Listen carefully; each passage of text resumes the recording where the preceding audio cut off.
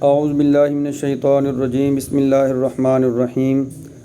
عزیز طلباء، یہ ہمارے لیکچر کا دوسرا حصہ ہے۔ اس میں نے مختصر سوالات اور تفصیلی سوال کے جواب کی نشاندہی کی ہے۔ تو بیٹا دیکھیں، سوال نمبر 1، مختصر سوالوں میں اخلاص کا مفہوم بیان کریں۔ تو یہ پہلا پیراگراف جن کے نیچے میں نے لائنیں لگائی ہیں، اخلاص کے معنی خالص بنانا، صاف کرنا۔ اخلاص سے مراد ہر عمل کا اللہ کی رضا کے لیے ہونا۔ قرآن مجید میں اہل ایمان کو حکم دیا گیا ہے کہ ان کا ہر عمل اللہ کی رضا کے لیے ہونا چاہیے۔ نیکی کی قبولیت کی پہلی شرط اخلاص یعنی اللہ کی رضا کے لیے ہونا ہے۔ نیت کی درستی اتنی اہم چیز ہے کہ اس کے بغیر کوئی بھی عمل اللہ کی بارگاہ میں قبول نہیں ہو سکتا۔ یہاں تک یہ آپ کے سوال نمبر 1 کا جواب ہے۔ سوال نمبر 2، آخری 2 لائنوں میں تقویٰ کا مفہوم بیان کریں۔ تقویٰ کے لفظی معنی ڈرنا، پرہیزگاری اختیار کرنا۔ تقویٰ انسان کے دل کی اس کیفیت کا نام ہے جو اللہ کی ڈر کی وجہ سے اسے نیکی پر آمادہ کرتی ہے اور گناہ سے روکتی ہے۔ یہ سوال نمبر 2 کا جواب ہے۔ اس کے بعد قرآن کریم کی آیت تقویٰ کے بارے میں بتائیں۔ تو یہ ان اکرمکم عند اللہ اتقاکم، یہ ارشاد باری تعالیٰ ہے۔ سورہ حجرات میں اللہ تعالیٰ نے ارشاد فرمایا، بے شک اللہ کے نزدیک تم میں سب سے زیادہ عزت والا وہ ہے جو تم میں سب سے زیادہ پرہیزگار ہے۔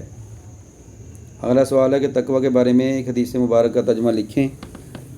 تو یہ حدیث میں نے خود سے بک پر لکھی ہوئی ہے، یہ پینسل سے۔ حضرت ابو ہریرہ رضی اللہ عنہ فرماتے ہیں کہ لوگوں نے دریافت کیا، یا رسول اللہ صلی اللہ علیہ وسلم، لوگوں میں سب سے زیادہ معزز کون ہے؟ تو آپ نبی کریم صلی اللہ علیہ وآلہ وسلم نے فرمایا، جو سب سے زیادہ متقی ہے۔ یہ سوال نمبر 4 کا جواب ہے۔ سوال نمبر 5 کا جواب جو ہے، یہ نیچے جو لائنیں لگی ہوئی ہیں الفاظ کے نیچے، لائن کے نیچے، یہ لائن کے نیچے جو پینسل سے نشان لگایا گیا ہے، اہل مکہ نے آپ صلی اللہ علیہ وسلم کے چچا حضرت ابو طالب سے کہا کہ وہ اپنے بھتیجے یعنی آپ صلی اللہ علیہ وآلہ وسلم کو اسلام کی تبلیغ سے روکیں۔ جب آپ نبی کریم خاتم النبیین صلی اللہ علیہ وآلہ وسلم کے چچا نے آپ سے اس کے بارے میں بات کی تو آپ صلی اللہ علیہ وآلہ وسلم نے فرمایا، اللہ کی قسم، اگر یہ لوگ میرے دائیں ہاتھ پر سورج اور بائیں ہاتھ پر چاند بھی رکھ دیں پھر بھی میں اپنا کام جاری رکھوں گا۔ تو تقویٰ کے بارے میں نبی صلی اللہ علیہ وسلم کے تقویٰ کا یہ عالم تھا کہ آپ صلی اللہ علیہ وآلہ وسلم بعض اوقات اتنی عبادت کرتے تھے کہ پاؤں مبارک میں ورم آ جاتا۔ آپ صلی اللہ علیہ وسلم ہر نماز کے بعد استغفار فرماتے اور دن میں کئی مرتبہ اللہ تعالیٰ سے مغفرت کی دعا کرتے، حالانکہ آپ صلی اللہ علیہ وآلہ وسلم معصوم عن الخطا تھے۔ یہ کویشچن نمبر 5 کا آنسر ہے۔ تو یہاں یہ سوالات تفصیلی مختصر سوال مکمل ہوئے۔ تو تفصیلی سوال جو ہیں وہ اسی پیراگراف کے اندر ہی میں نے ہیڈنگز لگائے ہوئے ہیں۔ باقی سوال کا جواب یہ سارے کے سارے ہی سبق ہے، لیکن اس کے اندر جو سوال کے ہیڈنگز ہیں وہ میں نے لکھ دی ہیں۔ شروع میں دیکھیں، اخلاص کا مفہوم، یہ پہلے پیراگراف کا ہیڈنگ ہوگا۔ اس کے نیچے ارشاد باری تعالیٰ کے نیچے نشان لگا ہوا ہے، یہ ارشاد باری تعالیٰ دوسرا ہیڈنگ ہے۔ نیچے نبی اکرم صلی اللہ علیہ وسلم کا ارشاد انما الاعمال بالنیات، ارشاد نبوی، اس کا ہیڈنگ دے دیں۔ پھر یہ تقویٰ کا مفہوم، آخری 2 لائنوں میں یہ تقویٰ کا ہیڈنگ، تقویٰ کا مفہوم بھی ہیڈنگ لکھا ہے۔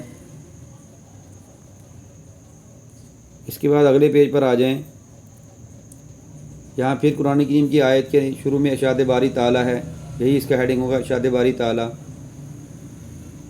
اور فرمان نبوی، حضور اکرم صلی اللہ علیہ وسلم نے تقویٰ کا اصل مقام دل کو قرار دیا۔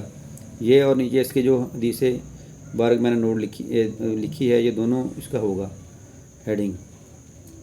اخلاص و تقویٰ اور اسوہ حسنہ، یہ مین ہیڈنگ ہے اس کا۔ نیچے حضور صلی اللہ علیہ وسلم کی تقویٰ کا یہ عالم تھا، نیچے جو پیراگراف ہے وہاں حضور اکرم صلی اللہ علیہ وآلہ وسلم کا تقویٰ۔ اس کے نیچے والے پیراگراف میں ایک غزوے کے موقع پر آپ صلی اللہ علیہ وسلم نے، یہاں اس کے ہیڈنگ دیں گے، آپ حضور صلی اللہ علیہ وسلم کا دشمن سے حسن سلوک۔ تو اس کے بعد اگلے پیج پر